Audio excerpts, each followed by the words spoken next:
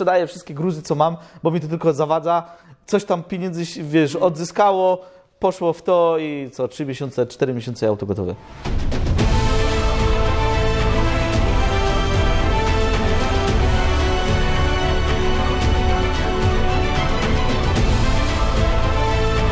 Jedziesz? Nie jadę. Dawaj! Nie jadę. Podobało mi się, będzie super.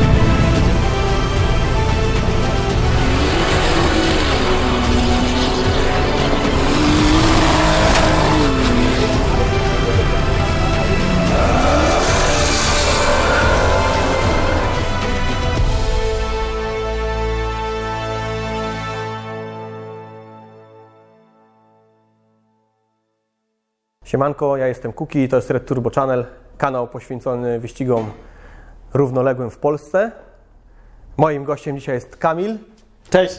Który już gościł na kanale, z Elą był. To jeden z pierwszych materiałów. Jesteśmy tu po to, żeby pogadać o motoryzacji. Kamil buduje, a Ela się ściga. Dokładnie. Zgadza się? Aktualnie tak jest. Tak jest. Kamil też buduje coś, czym będzie się ścigał, ale o tym pewnie za lat parę. Nagramy materiał. Będę już stary. I minęły chyba 3 lata i teraz przyjechałem do Kamila, żeby mógł poopowiadać o swoim sprzęcie, a nie o tym, którym poświęcał czas. Tak jest. Wtedy nie rozmawialiśmy o Twojej przygodzie z ćwiartką, to było tak wplecione tylko w rozmowę, więc tak pokrótce. Powiedz, o jakim samochodzie dzisiaj będziemy rozmawiać? Będziemy rozmawiać o korwecie z silnikiem BMW. No i od razu na wstępie, czy jest skaleczone, czy nie, no, to zostawiam opinię Wam, ale najpierw przygodę z ćwiartką. Tak od początku. Tak Kiedy pokrótce, zacząłeś, co się wydarzyło? To przygoda z ćwiartką zaczęła się, ale mówimy całkiem o takich pojeżdżawkach już tak, nawet? Tak. Oj, to już będzie z 15 lat, jak zaczynałem się ścigać. I to zaczynało się oczywiście od nielegalnych wyścigów. Jakichś takich pierwszych pojeżdżawek, tutaj w naszych okolicach nawet. Potem jakieś kluby były, Śląski Tuning Klub, Raciborski Tuning Klub. I wyjeżdżało się na takie spotkania nocne w sumie. Była policja, ale była frajda, no ale potem się skończyło. A potem, jak już zaczynałem modyfikować BM-ki, swoją właściwie tylko, to potem ktoś musiał wystroić ten samochód, a wystroił to Łukasz. Wtedy był EcoMaster D2. Okay. I Łukasz się uczył na tym moim samochodzie trochę, aczkolwiek już wiedział, jak to robić, bo on używał innych komputerów u siebie w Golfie. To jeszcze Łukasz się ścigał wtedy. I wtedy mnie tak jakoś nakręcił i byliśmy na Warszawie pierwszy raz. Na Bemowie. To jeszcze organizował kto? SSS? Było coś takiego. Tak. Super przygoda. I to w sumie wtedy się zaczęło tak już na poważnie, że było Bemowo i były jakieś tam pierwsze wyjazdy, pierwsze jakieś wyniki i coraz więcej mocy, coraz lepsze modyfikacje, jak był czas i kasa. Ale przed etap Eli i Ty przestałeś się ścigać i tylko pomagałeś Eli. No, był taki okres. Ela krótko przed ciążą zajęła stery E46 w manualu. Ona tam chyba 11,8 zrobiła na Tręcinie. Potem ciąża, potem przerwa i potem modyfikacje i potem się nadarzyła okazja, żeby powolutku wchodzić w etap automatycznej skrzyni biegów. I wtedy lampka nam się zapaliła, to będzie fajne. Jak Ela się przyjechała z automatem i czasy się zrobiły jeszcze lepsze na sterowniku od Łukasza, no to już była w ogóle bomba i tylko podnosić moc i trakcję robić, nie? Czyli Ty ile lat nie jeździłeś na ćwiartkę, nie startowałeś w tym czasie? No to było tak, że co jakiś czas ja się tym samochodem od Eli przejechałem, żeby sprawdzić, czy wszystko jest w porządku, nie?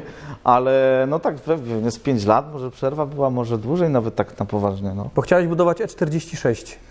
Ja chciałem budować E46, stoi tam z tyłu za halą, ale nie skończyłem tego, bo nadarzyła się okazja z tym, a tamtego bym nigdy nie skończył i nigdy bym nie był w tym pozycji, co dzisiaj jestem po niespełna roku modyfikacji. Tamten samochód był za ciężki. Ja sobie go wymarzyłem i żeby był takim promodem, takim jak to, tylko robionym na bazie oryginalnej budy. Okej. I to było, wydawało mi się, że to będzie super lekkie. No ale jak się kupiło to i dopiero później jak go daliśmy na wagę i się okazało, że to na gotowo waży tyle, ile tamto nieskończone bez silnika, no to człowiek sobie zdał z tego sprawę, że to już jest że to był dobry wybór, żeby jeździć, a nie żeby robić jeszcze latami, brakuje ci czasu, nigdy tego nie skończysz i nigdy nie wiesz, czy to pojedzie prosto, jak to będzie skręcać, jak to będzie hamować, wiesz, a to zaczynałem, powiem ci szczerze, że tamten E46 to już chyba budę kupiłem z 15 lat temu i już ją pociąłem, nie miałem kasy, nie było firmy, nie było domu, nawet w innym miejscu u taty w folii, w piasku, a mówię, będę mieć promoda. Naglądałem się tych zdjęć wszystkich w Stanach, ja mówię, ja wam pokażę. Kupiłem sobie sliki i do dzisiaj tam są, ale to tylko wyglądało. Nigdy nie jeździło i nigdy pewnie już nie powstanie. Czyli to może być promot na wystawy. Albo wizytówka promot na Olmet, pociąć chyba i sprzedać, powiem ci, bo to już chyba nie ma sensu. To zanim wsiadłeś do tego auta, to jaki był taki twój najlepszy czas personalny? Ja pojechałem od Eli samochodem według dragi, bo zrobiłem fal start w tym przejeździe. To już było po eliminacjach, po finałach. 9,40 ileś zrobiłem, nie pamiętam, ale na semi-slicku już tym na Mikeju. No to tam mnie wyrwało z butów i tam to pojechało ten samochód. To był mój najszybszy przejazd. Wcześniej nie miałem nic takiego. To były jakieś może dziesiątki od Eli samochodem. No tam niebo oglądałeś przy starcie, nie? Ale było super, powiem ci, przykleiło. Santa Pod to jednak jest coś innego. No dobra, no to mamy taką twoją w pigułce. Jakby ktoś chciał szerzej, to do tego można się cofnąć materiały, tam była dłuższa rozmowa na temat Eli i Kamila i tego, jak oni zaczynali. Czyli przyszedł czas przełom 2023-2024, tak? Bo ty mi z jakiegoś fejkowego konta na Returbo Channel podsyłałeś zdjęcia tego auta. Tak, ale to już był 2024. Ja ten samochód kupiłem w 2024. Bo to była taka okazja, taki kryzys mnie doszedł i mówię, kurczę, albo teraz ten samochód E46, który budowałem, w 2023 pojechał do lakiernika, do blacharza. Ja powiedziałem, robię to, albo to teraz zrobię, albo tego już nie zrobię. Wyłożę kasę, ktoś mi musi z tym pomóc, bo ja tu na firmie nie ogarnę tego. Wiesz, blacharskie sprawy, spawania, klatki i tak dalej. Mówię, wywalimy ten silnik, co już tam był, on już tam takie przymiarki były, robimy całkiem od nowa, mam taki silnik z M-ki. Taki był plan. Tamten blacharz się wycofał po pewnym czasie i ja powiedziałem, dość. Na Facebooku wszystkie ogłoszenia z promotów z takich samochodów tego typu w Europie. Nie chciałem zamawiać w Stanach, nie chciałem kupować tak daleko. I mówię, albo teraz kupię, albo w ogóle. 10 godzin poszukiwania na Facebooku i dzwonię do chłopa. Chłop mówi, przyjeżdżaj, i w laweta jedziemy. Jeszcze z moim znajomym Radkiem, pozdrawiam, pomógł mi tam ten transport ogarnąć tego. No i co, kasa na stół, przywiozłem to, nawet jak już stała, to już mi się podobała. To już powiedziałem, jestem zakochany, jest super.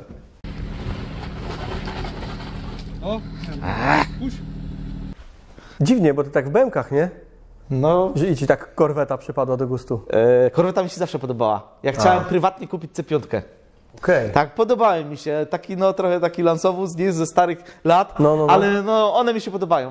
Kształt mają ładny. A że miałem silnik gotowy w innym samochodzie, w E92-3 kabriolecie, ten silnik, co tu teraz jest, to podrapaliśmy się po głowach i mówię, a może byśmy z BM-ki... Nie było w ogóle planu na to jeszcze jakiś silnik, ale jak już buda stała, to coś by się wymyśliło przez rok, 2, 3.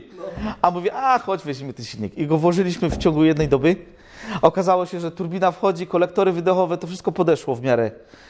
I taki Ali, co jeździ ze mną na zawody i chłopaki tutaj mi pomogli i to tak naprawdę w 3 miesiące powstało. Że silnik, skrzynia, dyfer, most, wiesz, sterownik od Łukasza, EMU podłączyliśmy, a że robimy te BM-ki, no to wiedziałem, że ten silnik jest zrobiony dobrze, bo on był zrobiony już, jakby tak, szkoda było go zostawić w tej E93, w tym kabriolecie, bo on był przygotowany na dużo więcej. Tak jakoś to wyszło, że i wiesz, stworznie, kucizna i tak dalej, to wszystko było przygotowane tak, żeby robić powiedzmy tam 1000, ale nie miałem w planach robić 1000, po niej powiedzmy, nie? No i przerzuciłem i pierwsze próby to taki spontan wyszedł? Spontan wyszedł. Tak bym to jeszcze pewnie długo, jakbym nie miał silnika, to bym długo jeszcze trwało. A powiedziałem, sprzedaję wszystkie gruzy, co mam, bo mi to tylko zawadza, coś tam pieniędzy, wiesz, odzyskało, poszło w to i 3 miesiące, 4 miesiące auto gotowe. Także sprawnie. No. I się bawimy.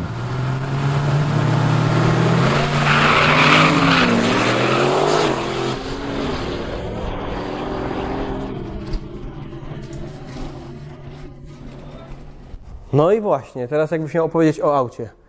Tak stricte. jakbyś spis treści czytał. Co to jest za pojazd, co to jest za silnik, jaką moc generuje, jakie modyfikacje? Ten samochód przyjechał do nas tak, jak go widzisz. To znaczy, że żywica już była, klatka była i klatka jest z homologacją, tam chyba na 6 sekund nawet, czy 7, bo zaraz zerkniemy później. I ten samochód robił niby 7.2, 7.3 już z LS-em, jakimś tam z jakimś Big Blockiem czy LS-em, paręnaście lat temu na Hockenheimie. O.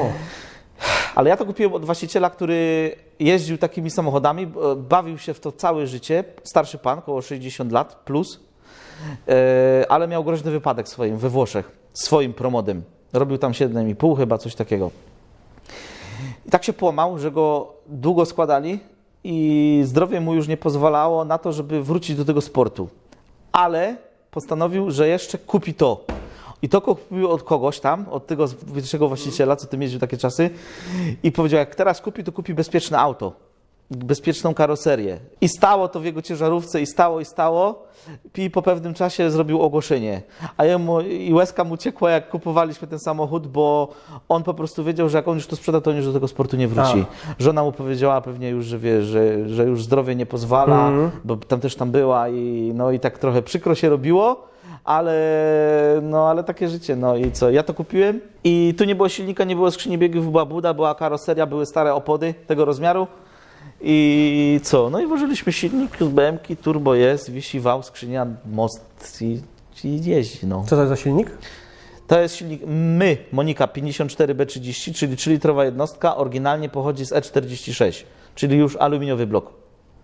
I my do tych silników robimy zestawy turbo i cały czas turbimy te BM-ki. Teraz już właściwie, bo te M50 wyszły z mody, już się skończyły, głowice pękają i tak dalej. Powstał silnik, który ma zmienną fazę już, podwójną, wanosy, no i jest aluminiowy. I to tak w skrócie z takich zmian. Tak naprawdę te silniki są zbliżone do siebie. No wiadomo, że blok jest inny, kanały wodne, olejowe inne, ale podobne przepływy, a nawet bym powiedział, że na tym silniku są lepsze przepływy. I jest tańszy. Jak się coś popsuje, to nie generuje takich wielkich kosztów, bo głowicę kupujesz powiedzmy za 500 zł, a tam już do tych starych bloków żelaznych już nie kupisz tak tanio głowicy, nie? Bo jest mało tego. Bo już jest mało, już mają 30 lat. No to zmęczone też. Zmęczone polskimi drifterami. Wszystko wyszabrowali, popsuli. To ile generuje mocy?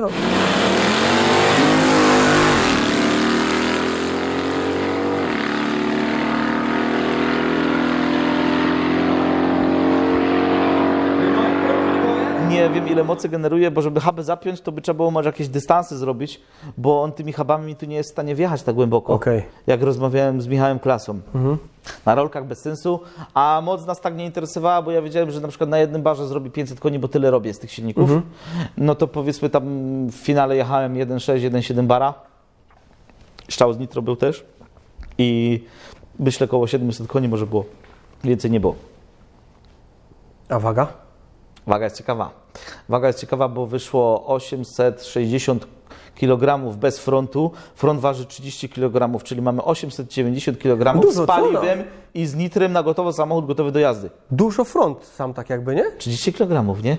2 tak mniej. Ale wiesz co, to jest... Ale ogólnie masa auta jest rewelacyjna. Masa super. No, masa tu robi robotę największą, bo jeśli nie potrafisz zrobić mocy, to przynajmniej nadgonię to tą masą.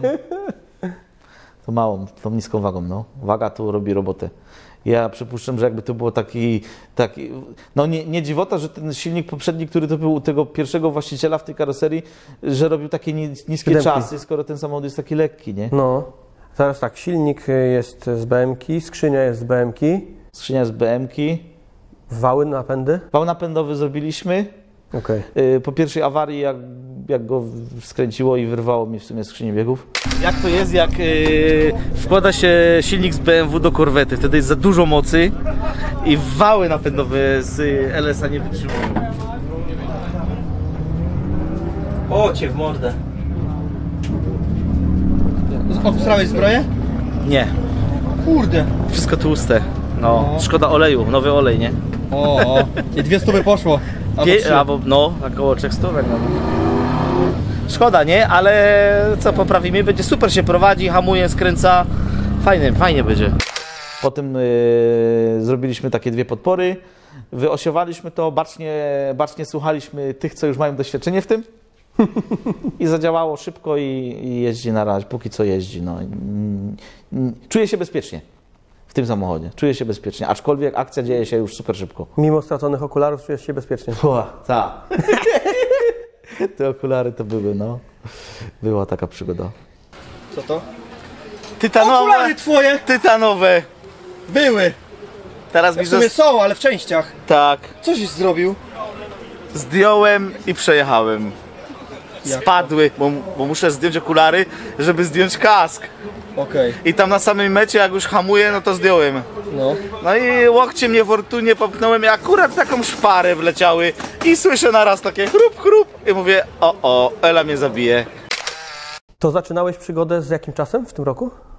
Na Fastwagu nie ma co liczyć na czas, bo tam była awaria. To był drugi przejazd i już była awaria, ale tam nie było też całkowicie trakcji. Tam były też założone te Dunlopy stare, 15-letnie. To to tam może 12, może była pierwszy przejazd jakiś, później był jeden z lepszych czasów, takich, co to już był drugi lub trzeci wyjazd na jakieś zawody w Polsce, to było chyba niskie 10 i to było w Piotrkowie Trybunalskim. A później już dziewiątki zaczęły wpadać na Kołobrzegu, znowu nie mogłem sprawdzić, bo znowu było 200 metrów i było nierówno. No a później już byłeś z nami na Werneuchen, nie? W Niemczech. tak. To tam już zrobiłem ile? 9. 9,1? 9, coś takiego, No. nie? No i tu już była frajda. I tu już powiedziałem, że super jest. No tam już tak było widać, że agresywnie startowałeś, nie? Tak. A najpierw było... Co start to byłeś, mocniej wychodziłeś z progu. Dostałem już opony od Wojtka z Monte Carlo, bo to jest mieszanka D05, czyli najbardziej miękka. I ona się nadaje właśnie na takie tory, tak mi się wydaje, że to się nadaje na tory właśnie takie słabsze. No prep, bez... Okej. Ale musi być nowa, świeża, nie?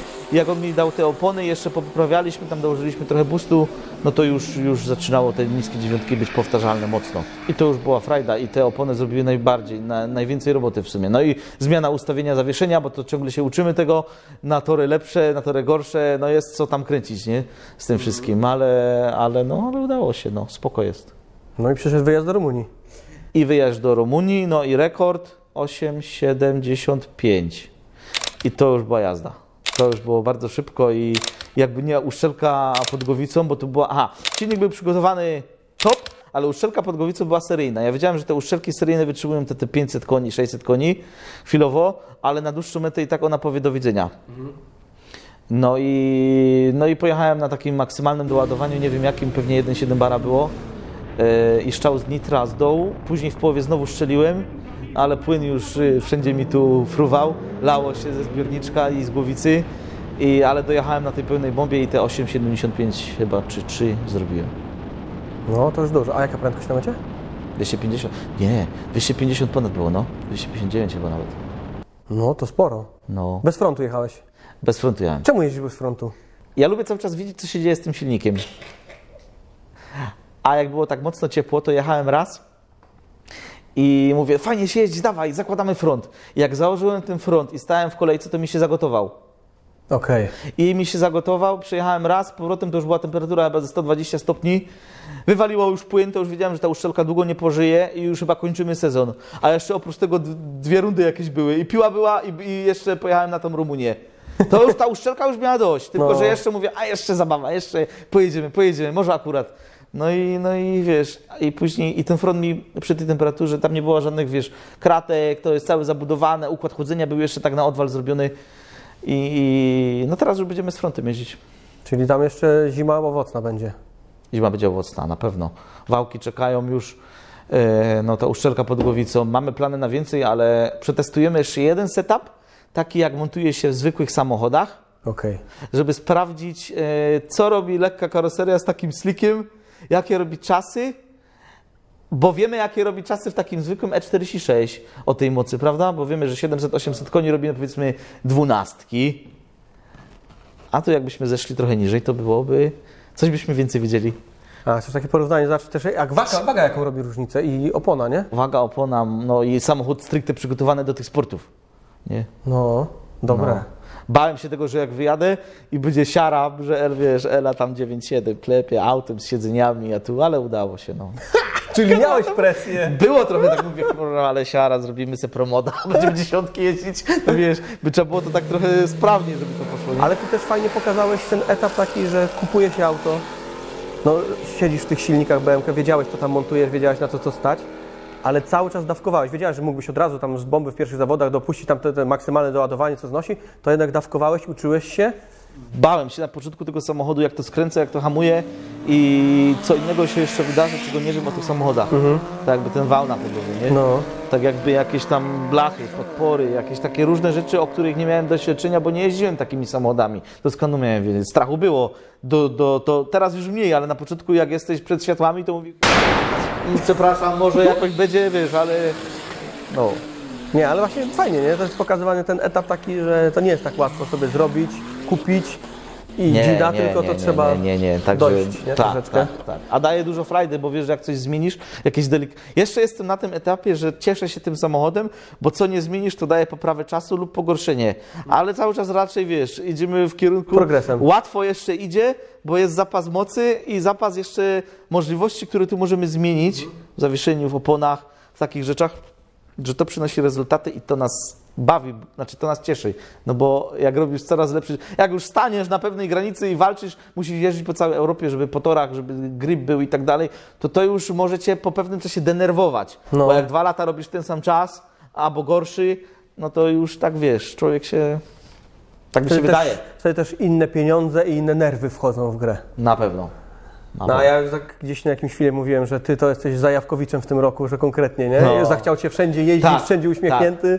Tak. Był nawet taki plan, że, bo to wiesz, Ela była na Santa Pod w sumie, znaczy ja byłem w sumie, a samochód od Eli, ona też się przecież przejechała, to był plan taki, żaden w głowie nie przyjmował do tego, że tak nagle to powstanie i wrócę do tego i będzie zabawa. Jest frajda. Polecam. To Santa Pod jeszcze bardziej cię w to popchnęło. Santa Pod mnie popchnęło w to. Czy silnik już był przed Santa Pod, czy po? On już był złożony z 1,5 roku. Ale nie, mi chodzi o to, że pomysł ze wsadzenia tamtego silnika tu było przed Santa, czy po? Santa było Przed. zapalnikiem? A przed. Jeszcze Bo Santa przed. Pod była w maju. W maju. No to już buda była, to już był motor chyba włożony. No. Okej. No to kurde. A no i powiedz tak, jeszcze kwestie modyfikacji. No o układzie wydechowym nie będziemy rozmawiać, bo jest króciutki. Dolotowy masz powietrzem czy wodą? Normalnie intercooler jest. Tak, Chłodzony powietrzem. tak. I silnik, Niewodny. I silnik chłodzony wodą, nie jest zabetonowany jeszcze, wszystko jest na swoim... Tak jakby to był cywilny samochód. Tylko, że typowo, no, to samo robimy w zwykłych samochodach. A sprężarka? Sprężarka jest też z tamtego samochodu i to jest taki wyrób amerykański, aczkolwiek wiemy, co teraz się dzieje na świecie, także nie wiem, czy nie chiński, ale ogólnie brandowany VSR. Turbina na 1100 według producenta. Ona jest bardzo małych gabarytów jest, bo to jest wersja kompakt. Okej. Są teraz takie wersje, że wiesz, muszla stąca mniejsza, z nierdzewki i tak dalej. To wygląda kompaktowo, ale robią duże moce, w miarę duże moce. I ta sprężarka była w tamtym samochodzie i ona sobie tu świetnie radzi i jestem zadowolony póki co. Ale będziemy zmieniać. Sprężarkę. Będziemy. Zawieszenie? To jest też jakieś... Zawieszenie zostało te, co tu było. Musimy go przejrzeć teraz, bo w ciągu sezonu nie było czasu na to. No zawieszenie tu wiesz, tu jest o czym rozmawiać, bo tutaj tych wszystkich ustawień wahaczy jest mnóstwo. Także tutaj na zawodach się Dostałeś instrukcję do tego? Nie, ale jestem w kontakcie z osobami, które wiedzą jak to ustawić i chociażby Marek od Wojtka. On mi też dużo pomógł z takich rzeczy. Oni się tam na... On wie, wiesz, on mi podpowiedział. Metodą prób i błędów dużo robili. Dużo mi podpowiedział. Marek i Wojtek, rusz szybciej, zakręć go wyżej. Ja mówię, nie, bo on mi się i tak ślizga z tych niskich obrotów, to jak mu dam dużo więcej, to jeszcze bardziej będę. Nie, te zawieszenie musi zadziałać. Ja w to nie wierzyłem. I w pile go trochę wyżej zakręciłem i zlepiło. I kurwa, wow! I pojechało auto, dziwne, nie? Ja mówię, coś tam nie pasuje, ale zadziałało.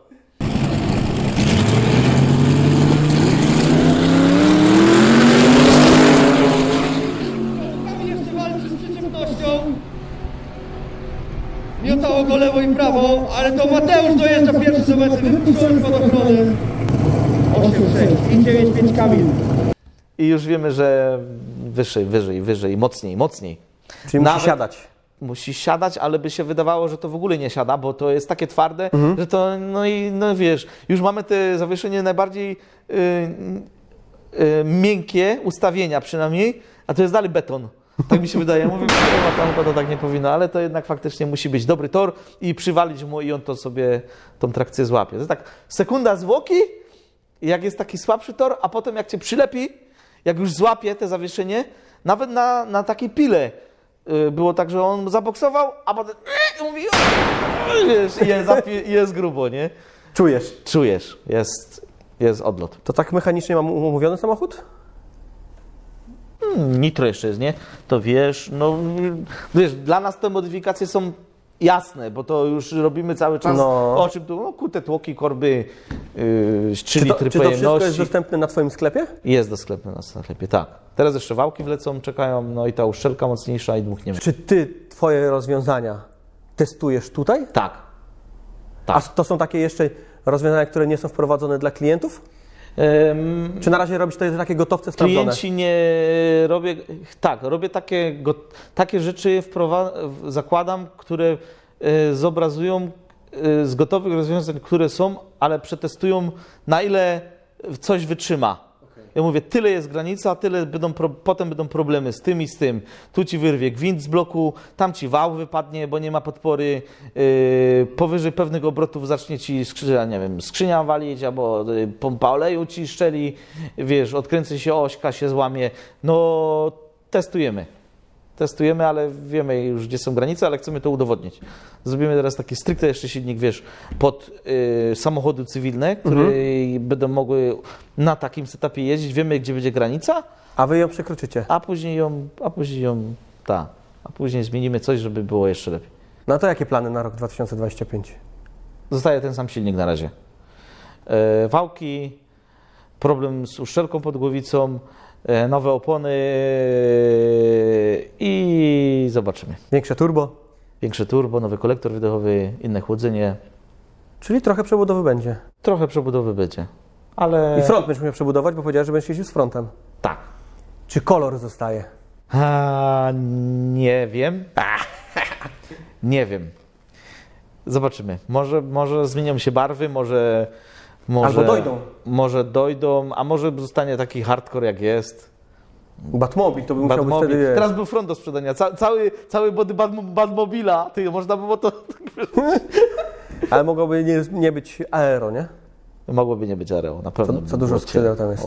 A tu jednak masz aero, nie? I masz lotkę. No, kosztowało to pracy właściciela poprzedniego.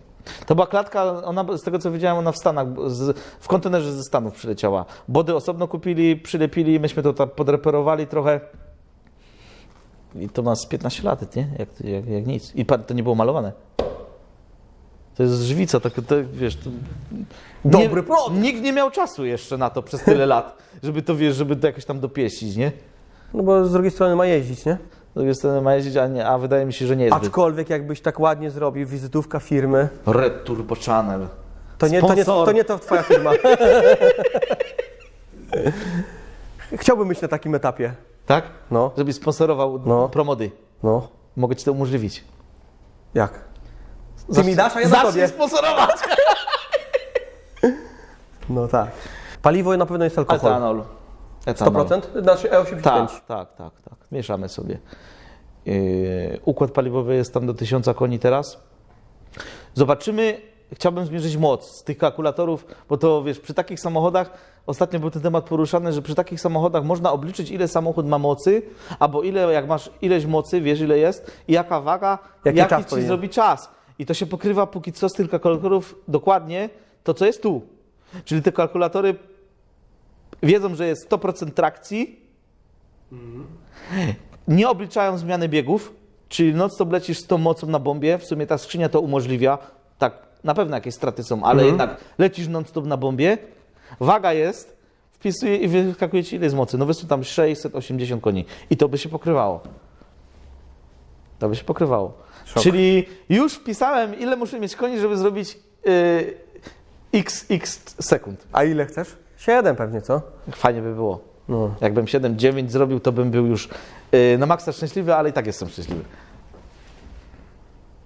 Dobrze, bardzo dobrze. No chodzi o to, żeby jeździć szybciej, nie? No po to się szybciej, robi, nie? No, ale 7 sekund to już myślę, że to już jest bardzo szybko. No to 8 takie, to już jest. To takie ze 20-30 km na godzinę więcej by trzeba było mieć na mecie, czyli więcej mocy, Ale jeszcze trzeba popracować nad trakcją, bo tu było 1,35-60 stóp.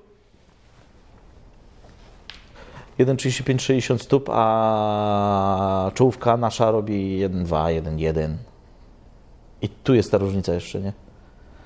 Ale jeszcze się No zobacz, jeszcze wydaje mi się, że 3 lata temu, jak rozmawialiśmy, to 9 to były takie super szybkie, nie? Szybko to poszło do przodu, nie? Bardzo A szybko. teraz już 7 każdy chce jeździć. Stopki. Fajnie by było je, no. Tylko szkoda, że nie ma na przykład samochodu, znaczy szkoda, wiesz, nie ma samochodów, znaczy mój jeździ 8, ale że teraz jak już jest klasa RWD Drag, to już i albo ktoś tam jeździ na złych oponach, czy nie ma środka, raz się przejedzie, zobaczy jaki to robi czas, ale nie jest to już typowo ta klasa, która zaczyna powstawać u nas w Polsce, że same promody są. Jak już jest drag, to już jest grubo. Budy Tak. ściągnięte, konkretne modyfikacje, super lekkie rurki. Że już pośredniego nie ma. Powoli się te pośrednie skończyło. No, czyli różnica w dragu, mówisz o tym, że między na przykład może być takim ostatnim, a pierwszym duża przepaść, tak? Tak mi się wydaje.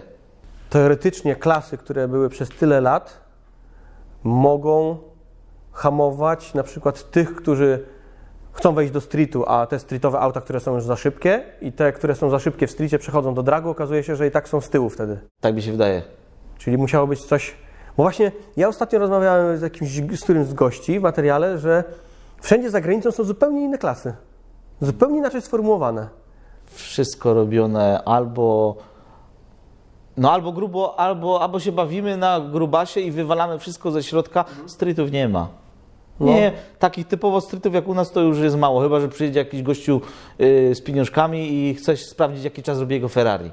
Albo tam R8, to już robi jakieś tam dobre czasy, ale wiesz, chyba się, wiesz, to jest chyba związane z tym, że samochody uliczne będą znikać, no bo przepisy są takie jakie są, żaden nie będzie się ścigać takimi mocnymi samochodami po ulicach, tak? Nie o to w tym chodzi, żeby się zabijać i kogoś zabijać.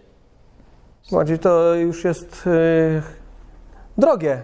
Mandaty, cała reszta, wszystko. To już w ogóle przecież to. I kary, i co, no więc... No ale z drugiej strony właśnie to oni powinni przyjeżdżać na zawody, te streetowe auta. Mogliby przyjeżdżać, no. A przyjeżdżają? Mało. Mało. Namawiamy do tego, żeby było was więcej, jeszcze więcej. Każdy, żeby Mało robił. przyjeżdżają, no. Garstka nas została. Jakieś tam nowe samochody typu drag dochodzą, ale dalej wydaje mi się mało tego wszystkiego jest. Ale może być lepiej. Znaczy się, ćwiartka ewoluuje na pewno. Etap wzrostu jest duży. Tak to widzisz. Grona tego, które jest. Okej. I teraz tylko brakuje tego, żeby albo ci nowi doszli, znaczy, żeby doszli ci nowi, zrobili swój pierwszy krok i sponsorzy. I sponsorzy. I napędziłoby rozwój. Ja bym tak Bo bardzo... zwiększyłaby się liczba uczestników i zwiększyłaby się kasa w tym środowisku, czyli przyjmijmy, lepiej przygotowany tor, lepsze nagrody, które zachęcają. Nagrody wiesz, by mogły zachęcić. Wszystko albo bardziej rośnie, nie? Albo to... może fajnie by było, może źle myślę, ale żeby to było tak jak w Niemczech na tym Werneuchen, że potem, wiesz, samochody, które wygrały tego króla, te rozdanie, ten dywan, wygrały samochody, co robiły 10, tam 11 sekund. Tak. Czyli każdy może wygrać, żeby to było też tak bardziej w formie zabawy i ta eliminacja jest super. Jako taki osobny jeden cykl. Fajne by to było w Polsce, bo nie mamy tu torów, żeby robić rekordy. No do jakiegoś etapu możemy. Do pewnego etapu możemy, a później i Kaktus ma 1500 koni, Wojtek ma 1300 koni, a robią na przykład 8 i walczą z tą trakcją. Wiesz, rekordów nie zrobią, a tak mogłoby być to w formie zabawy. Fajne to było w Niemczech. Ale ciebie nie było na Kołobrzegu w niedzielę. Nie, Jechałeś ja do już domu. wróciłem. I Puchar Miasta Kołobrzeg taki był, losowania z czapki i w finale znalazła się R8 z Litwy, która jeździ 8 sekund, tak? 8,7 tam czy 8,6 ma rekord personalny. Z Audi A8, które robiło 11 rekord personalny. I oni się znaleźli w finale. Okej. No to była zabawa. Tak, bo jeszcze były światła pro, więc ten czas reakcji był wydłużony do prawie sekundy. No i to tam się wszystko wyrównywało, że te słabsze auta, jak ktoś tam próbował na falstart, to dużo odjeżdżał na starcie, nie? Czasem, ale zabawa na zawodach też jest fajna. Też jest, Dużo zawodników chodziło uśmiechniętych, nie? Tego dnia. Tak. Więc to było czadowe. Ale to nie o tym materiał, to o twoim wozie. Czyli tak, plany na 2025 znamy. Znamy modyfikacje, znamy twoją historię z ćwiartką. żeby nie przedłużać materiałów, będziemy kończyć. Czy masz jeszcze coś, takie swoje 10 sekund? Ścigajcie się, budujcie samochody, bo życie jest jedno, a czas leci. Tak jest. Też tak wychodzę z założenia. Zawsze ten czas wolny, te 5 minut znajdzie się, nie? Na pasję, trochę hobby. Nigdy nie wiesz, kiedy cię zabraknie. No. To nawet nie zdążysz żałować wtedy. Nawet już nie siądziesz do tego, co nie zbudowałeś. I tym takim, nie wiem, motto, niech to żadnie taki. Świąteczne. Materia wyjdzie w nowym roku. Luz. Także zachęcamy do brania udziału. Wszystkiego szukacie, czy w mediach społecznościowych, głównie w mediach społecznościowych, trochę po internecie. Wujek Google też podpowiada, co gdzie jest. I na Turbo Channel też jest. Do zobaczenia. I śledzić, jak będziecie śledzili Kamila fanpage, to tam też będzie dużo. No. Tylko to już wrzuca Jest zawsze spam. to już można przegapić. Nie wrzucasz, że jedziesz, tylko że już byłeś. Dobra, dziękuję Ci za poświęcony czas. Ja również. Miło było tu wrócić po 3 latach. Fajnie, no. Szerzcie to, udostępniajcie, bawcie się. Do zobaczenia, do usłyszenia. Pozdrawiamy, Piona.